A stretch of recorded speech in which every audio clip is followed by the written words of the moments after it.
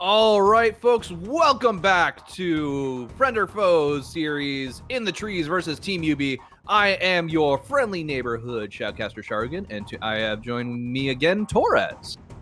Hello. I'm already excited for this game. INT 4 sitting at 4-1 and Yumi basic income already at 5-0. This is gonna be an exciting match, Sharugan. I am still super hyped for this game, though I do have to say that the In the Trees versus BBZ game yesterday, where they actually lost their undefeated streak, kind of shocked me a little bit. And I was like, oh, okay. Still, this game is absolutely exciting to watch. We've got the undefeated Universal Basic Income going up against probably one of the higher ranked teams in the trees, though those rankings might have to get adjusted after yesterday's performance. Yeah, after yesterday's performance, the INT has definitely fallen down on the power ranking, but I mean, this is still the upper echelon of the league with these two teams. And we'll have to see how this plays out. We will have to see how this plays out, and it's actually kind of funny because I've spoken with YUBI's team members multiple times. They've always mentioned Gangplank is something they don't like. Like, nobody likes fighting Gangplank in the top lane, which I think is just understandable but hilarious. And then we also have the Nocturne and the Hecarim bans, both of those very strong junglers in this current meta. We have YUBI picking up their classic Morgana and a Gragas coming out from In the Trees. And that Wukong as well. Interesting picks, I think. Yeah, I mean, in these matchups, I mean, you'd be picking the Morgana. It could be flexed anywhere. I mean, it can be flexed in 2 roles right now, even mid lane, so make it 3. It can be a support pick or a jungle pick. We'll have to see what it is. But I mean, a very good standard start coming out with the Morgana pick. A little bit unorthodox for INT to pick up the Gragas, but we know that is something that Boexpo has played a little bit in the past and has taken a liking to. So, I mean, first picking so your laners can have an advantage later is something that can be accredited to.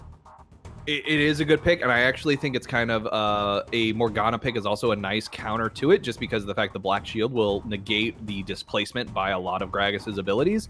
So that could give you that slight advantage to either get away, provide some safety for your Wukong to dive in and start whacking him with the pole. And we got the Cho'Gath coming out as a response. So again, we've got really good pick counter pick coming out from In the Trees versus YUBI like we did last game with FEC. And we've got the Nautilus-Leona pickup. Personally, I think the Nautilus-Leona matchup Nautilus is a better counter pick than Alistar, in my opinion. The Alistar is a great counter pick, but the Nautilus just provides engage, in my opinion, a better engage in comparison to Alistar. That's just a personal preference for hook champs on my end, though. Yeah, I mean, it'll come down to proactivity, but Nautilus definitely is it's definitely a lane matchup kind of champion to pick into Leona, simply due to the interaction between the Zenith Blade and the Q from the Nautilus. If you Q as Nautilus in between while the Zenith Blade animation is going through, you can actually knock Leona out of her E, essentially, if Nautilus doesn't auto-attack out. Exactly. And that's going to be one of the things that we're looking forward to, that engage, counter-engage in this bot lane. So I'm actually really looking forward to seeing which ADCs we end up getting picked.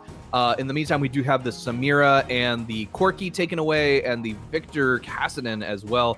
So that is, the Corki could technically be flexed bot, though we haven't seen him bot in a long time. Yeah, it could be a flex, but I mean, from the side of INT, it looks like the bans are coming out from INT. I mean, just targeting the bot lane pool. It looks like Vayne is being hovered, and it looks like it might even be locked in from the side of YUBI.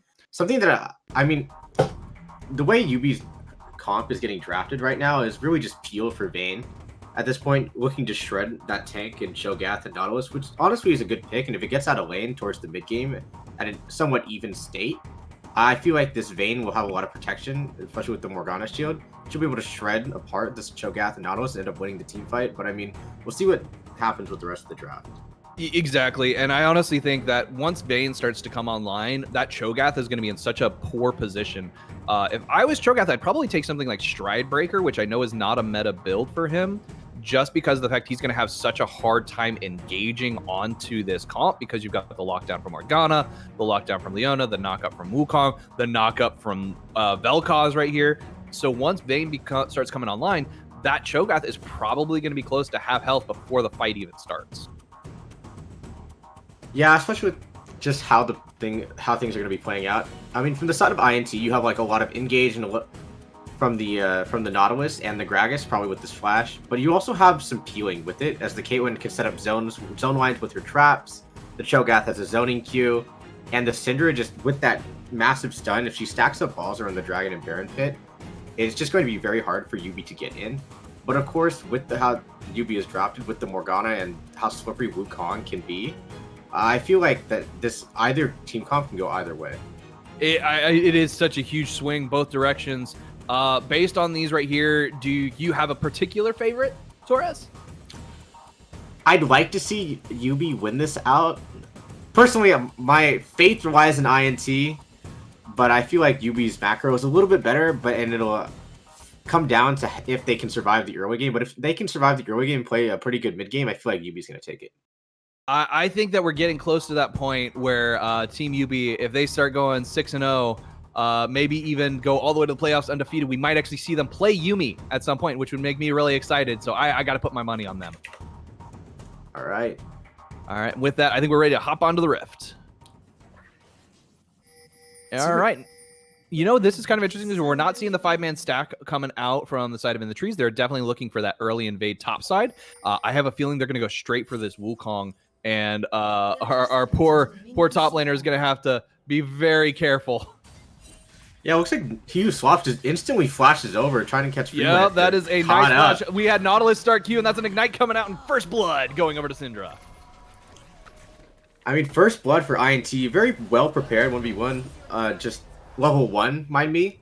But it looked like YUBI kind of knew it was coming. If you saw as the INT was moving up to that top bush near the tier 1, YUBI'd actually put out a ping onto that bush. It's like they knew they were coming, but they still kind of just walked into it. I feel like that was a little bit of inexperience, in all honesty, coming out from YUBI, just because of the fact that they knew that it was coming. They probably didn't expect it to be as heavy, but they definitely should have known that with that comp, In the Trees is going to invade your jungle. Yeah, I mean, again, it's only 1 kill. First Blood does go onto the Syndra. We'll have a tier. I'm not sure how the Vel'Koz Syndra matchup plays out, but I assume it won't be that heavy as long as the poke doesn't go through as much.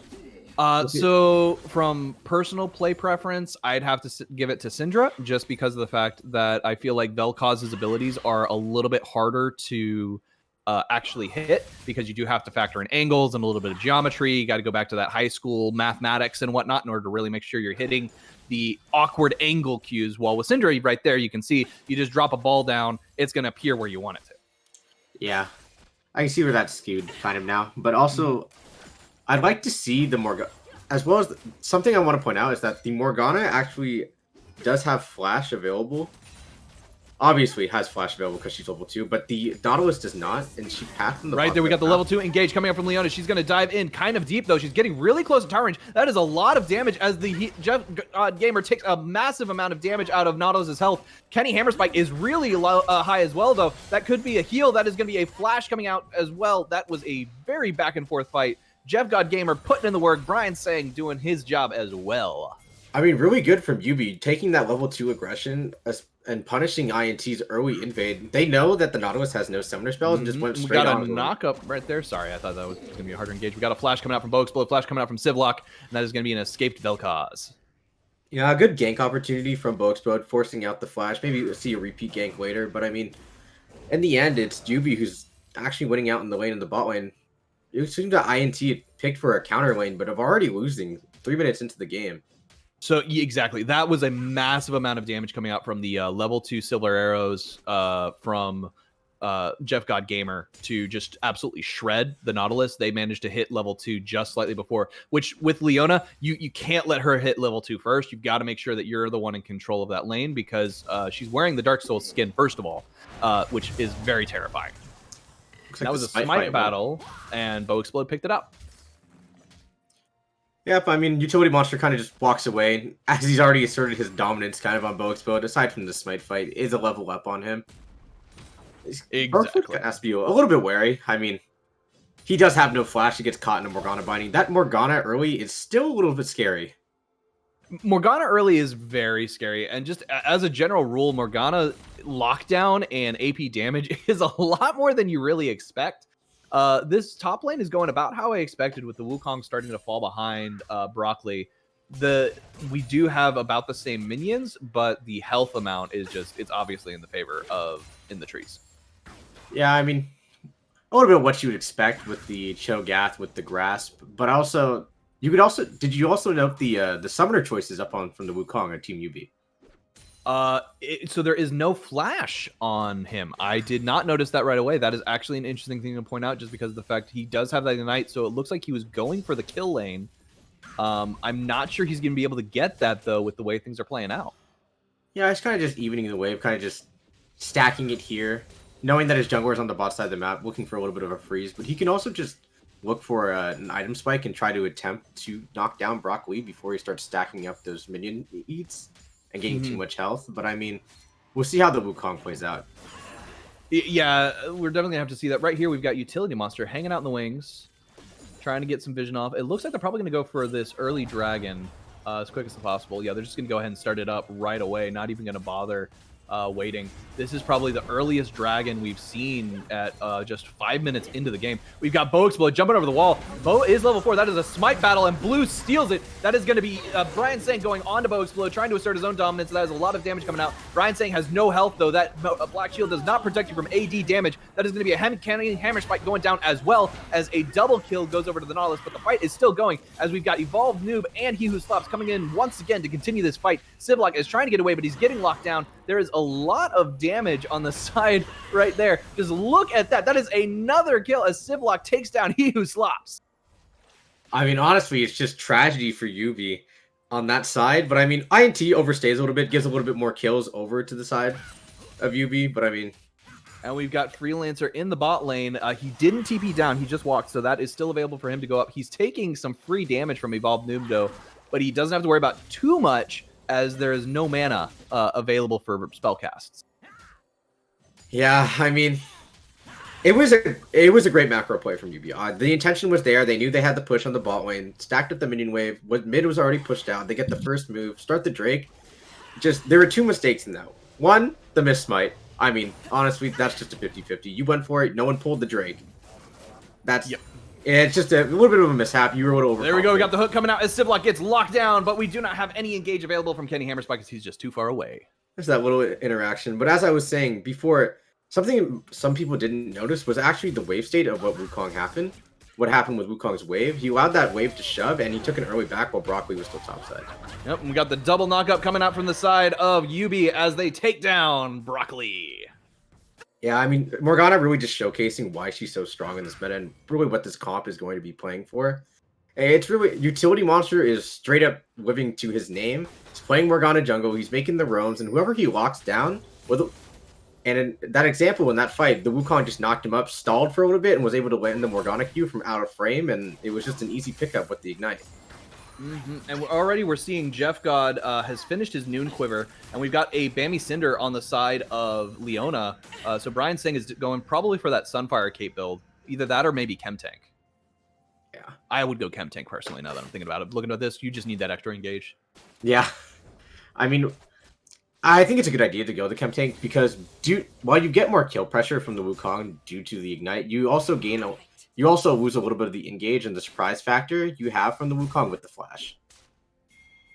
That you definitely do. Right now, Brock Lee's taking out that control ward top lane, so he just doesn't have to worry about it. Try and keep himself from getting ganked by that Utility Monster once again.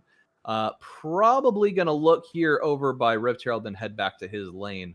Right now, we've got Bo Explode waiting in the wings for a gank. I don't know if he's waiting for Utility Monster to show up.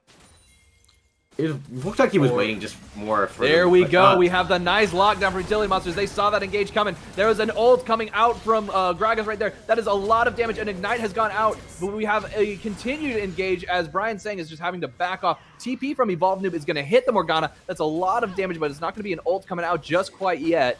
Brian Sang looking in the wings, hanging out by the blast cone, potentially re-engaging, but they're just going to back off. Yeah, I mean, it looked like Bo Explode didn't actually know where the Utility Monster was. A little bit of an unfortunate timing from him. But then again, he saw Utility Monster walk down to the bush and decided to go anyways. Thought they had enough burst, and in the end, finishes off the Vayne.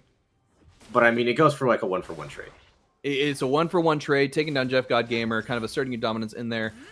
This is Brian Sang, though, and he is ready to re-engage. The Leona ulti should be coming up again here momentarily, or actually coming online within this next wave.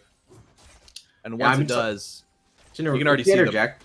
Something that I want to point out is a little unfortunate. Even though that YUBI got those 2v2 kills early and they're kind of picking up momentum, the Leona is the one with the 3 kills. The Vayne is actually sitting at 0-2. The Vayne is sitting at 0-2, so that you can look at that in one of two ways. Either you've gotten all of your gold not onto the Vayne, who's going to come online later, or you've gotten that gold onto Leona, who's just going to be able to finish their item a little bit faster, start their roams, especially if they go Chem Tank. That's just going to give them a lot more mobility on the map.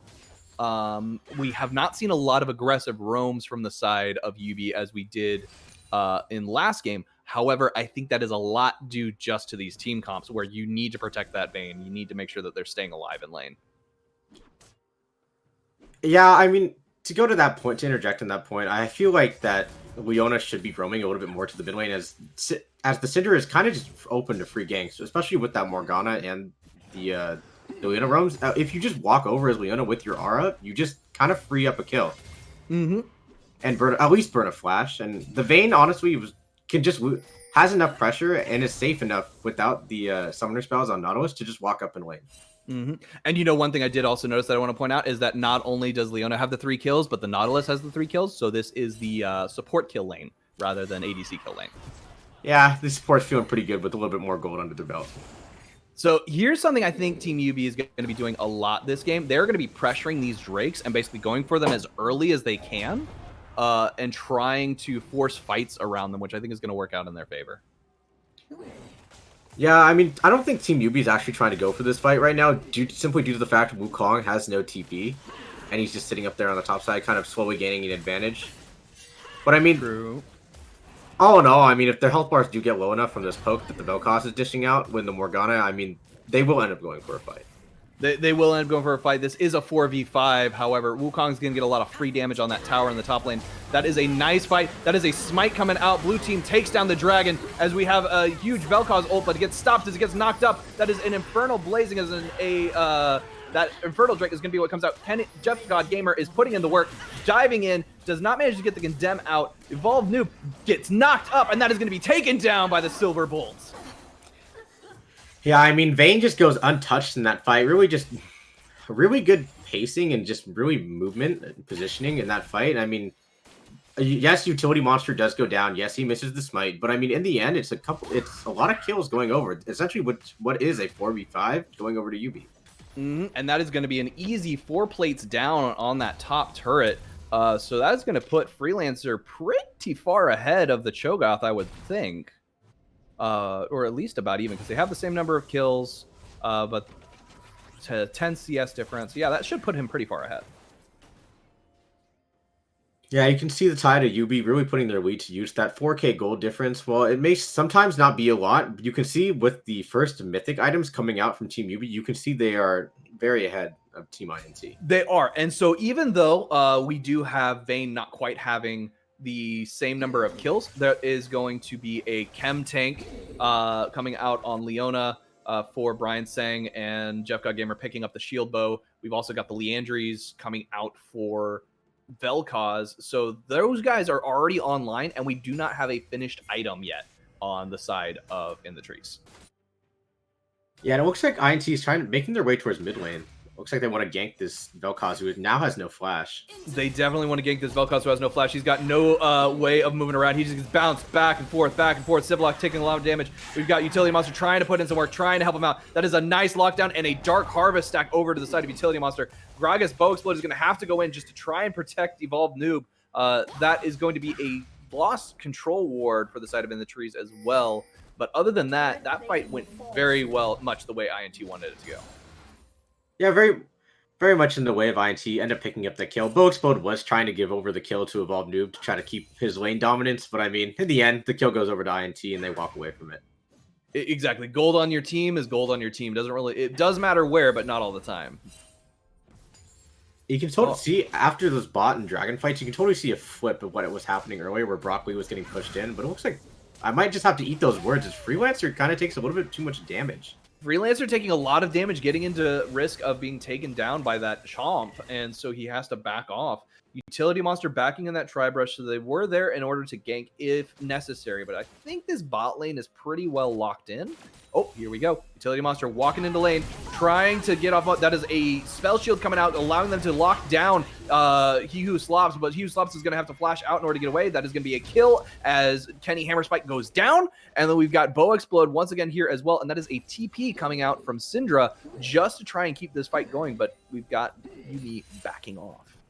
Yeah, I mean, you can really see where the gold difference is happening right now. I mean, by the time Evolved Noob had decided I want to TP and try to save my bot lane, the Caitlyn was already dead, and Team YUBI just blew up the Caitlyn. They just blew up the Caitlyn like almost instantaneously, and with the ulti, even though I have a feeling that Utility Monster was trying to snag both of them, but wasn't quite able to, but it didn't matter because it forced the flash out of He Who Slops, keeping him from being able to protect his ADC, which just allowed Jeff Godgamer to clean it up.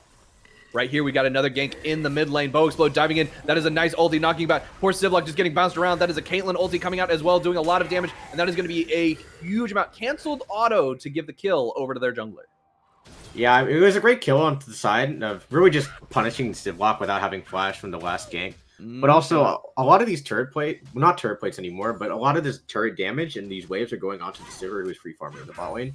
As the bot lane from Team INT and the middle, essentially 4 members of INT going over to kill that top does. Yeah, Brian Sen getting caught by the Caitlyn traps, just basically asserting dominance by stepping on them deliberately.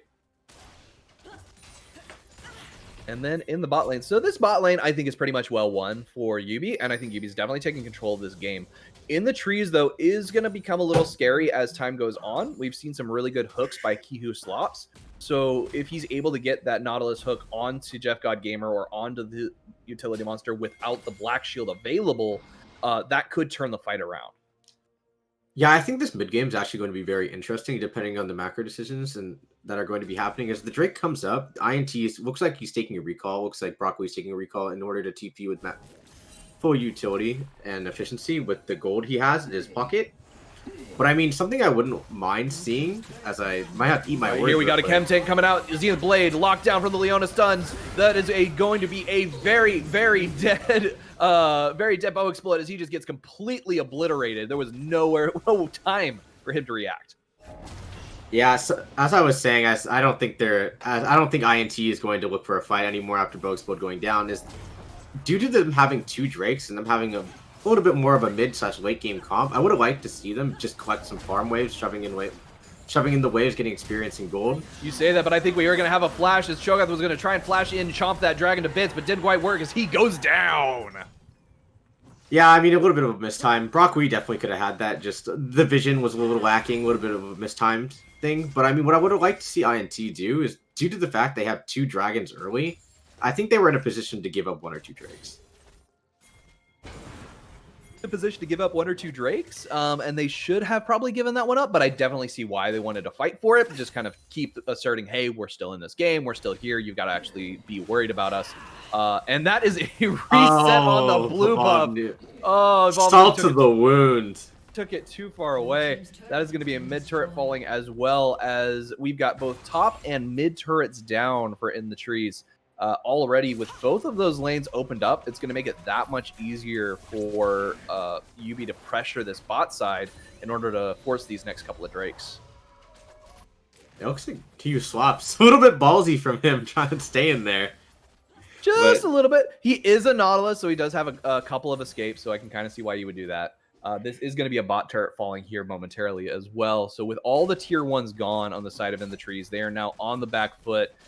I think that this is going to be a huge uphill battle for them as the rest of this game plays out. Yeah, I mean, there's still light at the end of the tunnel, but I mean, it's going to be an uphill battle. And there is that one vision, or that one ward that Brian was trying to give it to Jeff God, but Jeff God just walks away. He's like, I don't need no stinking ward. He's trying to help his vision score right now. All right, so I think next fight we're probably going to see is going to be set up around this Rift Herald. We're probably going to see In the Trees set up vision. Brian, or Freelancer, is just going to shove this wave in probably as hard as he possibly can, because they've got such good control on the side of Team YUBI right now that really In the Trees is playing Team YUBI's game. Yeah, they're really just playing Team Yubi's game. Essentially, you can tell that INT, well, not essentially tell, but you can see that INT is feeling the pressure due to the vision lanes that they're having. They're playing setting up defensive warding rather than aggressive warding, as they're not able to look for any fights and picks and walk into the jungle unless they're playing the numbers game. Exactly. I have a feeling that that's what we're going to be seeing right now, as In the Trees is just getting starved out minion-wise. We're going to start seeing them have to group up 2s and 3s just to be able to survive roaming, because as of this point, we've already got Utility Monster, Brian Sang, and Sivlock going down here into the bot side jungle, and they're just kind of running it right now. Yeah, I mean, has no response. INT has no response. They really can't. Oh, if we say but that. They've got a response of trying to pull in a Leona, who is not the target you want to be pulling in, as we have a huge ulti coming down, stunning 2 members of Team In the Trees, and that is going to be Sivlock taking down He Who Slaps. We got a nice Gragas ulti knocking Utility Monster away into the Kenny Hammer Spike. That is going to be a jump over the wall with the Blast Cone, as the double kill is picked up there in the top side by Sivlock. Yeah, I mean, INT really just fished in the Leona, but that is not what you want.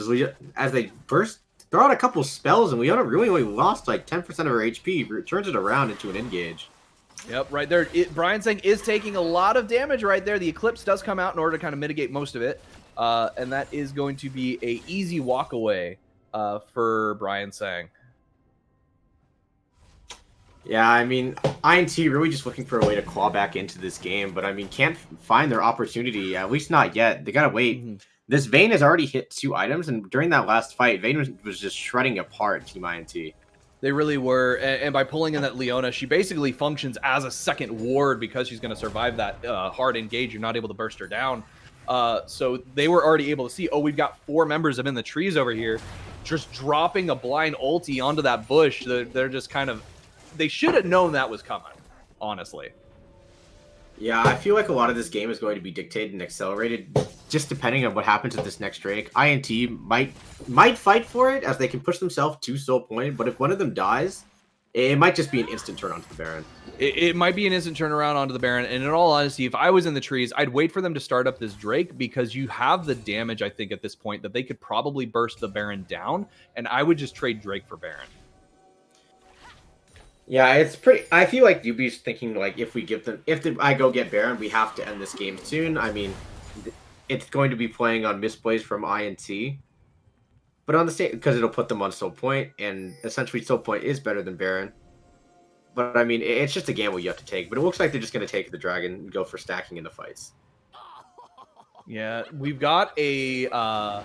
Spell Shield out on Sivlock right now, so that's going to provide him a little extra defense in addition to the Black Shield.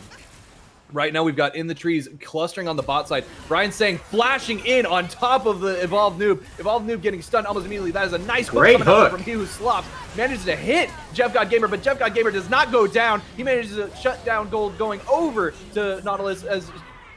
Oh, wow, I kind of lost track of that. There was some damage out there that I didn't expect. That is a nice amount of damage. The Invisa ult! The Invisa ult from Sivlock just shreds through the health bar of Brock Lee.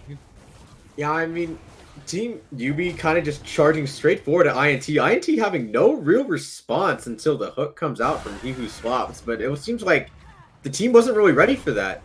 Team INT really just wasn't on the same page, and they just get run over due to the gold difference. They do. Okay, so keep an eye on Jeff God Gamer here, because I missed it, but it looked like the Nautilus picked up the kill. So right here, Brian's saying, see how you've got all of Team Yubi clustering up at the top, right? They're ready. They see that we've got In the Trees coming, so they're waiting in the Fog of War, trying to go in on this. Brian's saying, leading that charge, getting the speed boost from the center speed boost section area right there. Flashes on top of the Syndra. That is a lot of damage coming out. And Nautilus does manage to pick up that kill right there. I'm not entirely sure how, because he's already down. Must have been an Ignite. And then we just... Oh, man. That whole fight was just... Oh, my God. Yeah, I mean, I think the real star of that fight... Well, actually, I take that back. I think there are 2. Brian Sang really just kind of setting it up, just running at them despite not having the ulti, drawing a lot of INT members back into unfortunate positions. But also Freelancer finding that opportunity and hesitation in INT and just jumping on Kenny Hammer's spike, essentially making him his damage output 0 in that whole entire fight. Yeah, no, Kenny Hammerspike just was not able to do anything at all during there. And at that point, that's going to be a bot turret fallen. That is going to be an easily shoved in mid turret. That is an easy take in Drake for the side of Team YUBI. It is 8-21 right now, and I really don't know how In the Trees are going to find their way out of this forest. Yeah, I mean, it's looking really unfortunate for INT. There is hope, but I mean, it looks like YUBI is really just going to keep on pedaling right now and just maybe even turn onto the Baron soon enough, as it looks like Freelancer has complete control over this bot lane where he's pushing in. What In the Trees it has to do right now is they've got to basically stall this out for as long as possible so that the next Drake is coming up. Then it's going to be going on to Soul Point, and then they've got to figure out which one YUBI is going to go for and force them to stick to their guns on that and then take the other objective. That's really the only next play that I can see for them. Yeah, I think they could be doing it. Like, I know they're behind. They don't have the vision to be doing so. But, I mean, in that last fight, they took a straight in 5v5 without any setup from the Syndra or the Caitlyn, which is actually part of some of their win conditions for these team fights. Caitlyn had no trap set up before the Drake, and the Syndra didn't have any balls on the ground in order to get a good stun off.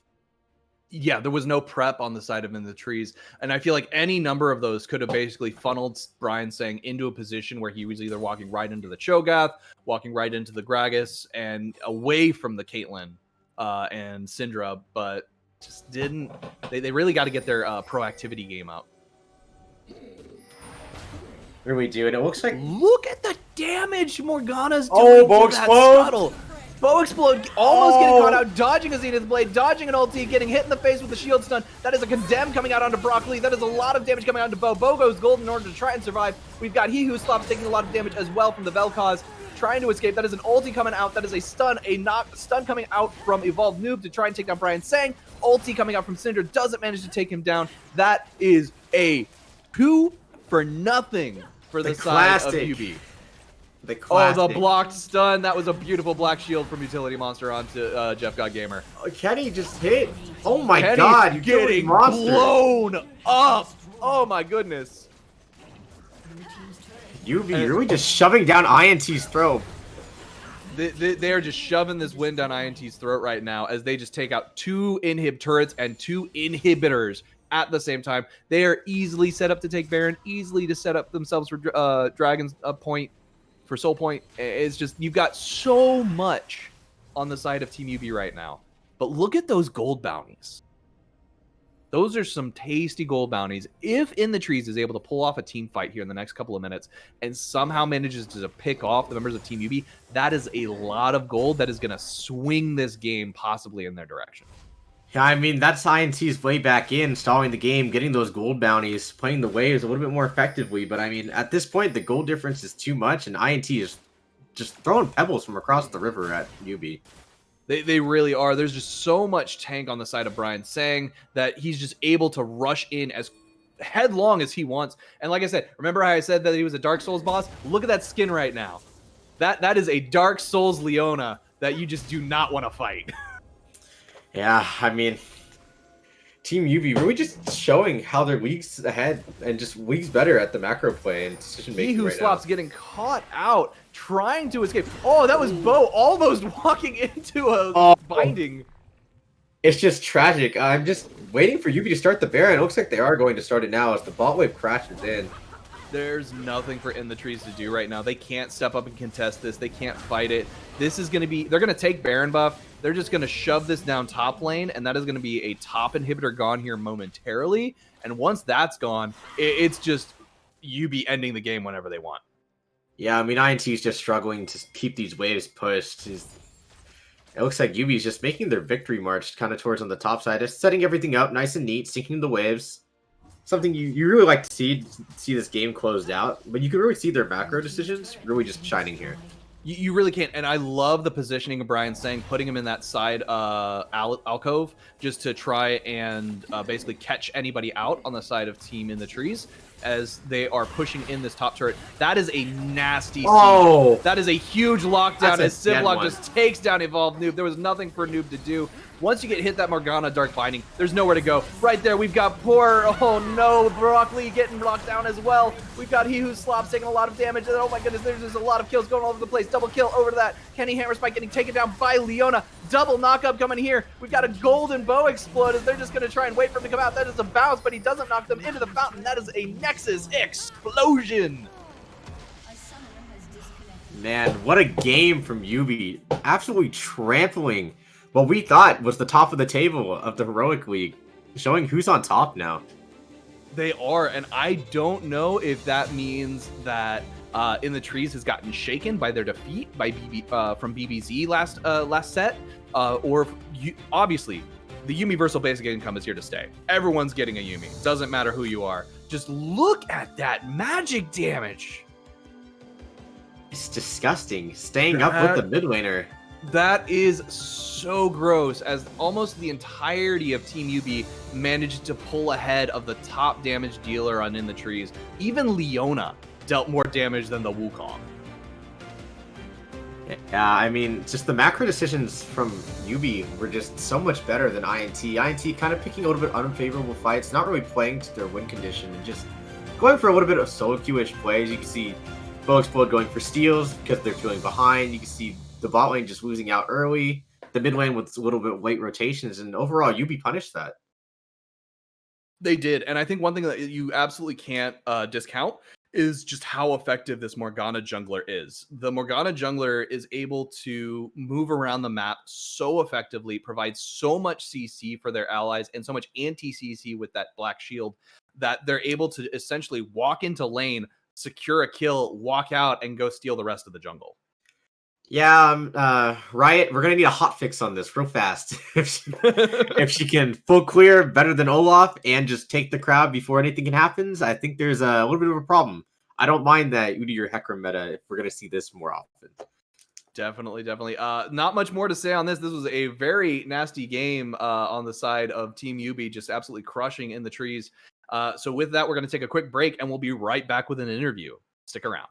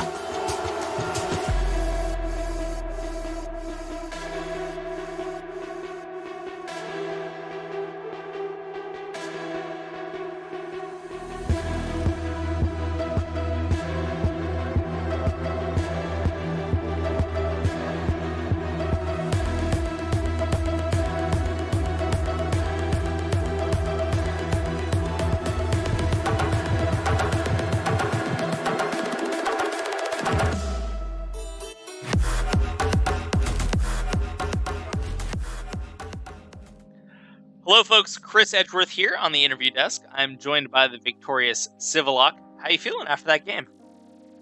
We had a few touch and go moments in the early game, but I think everything worked out. So, yeah, it was an exciting game.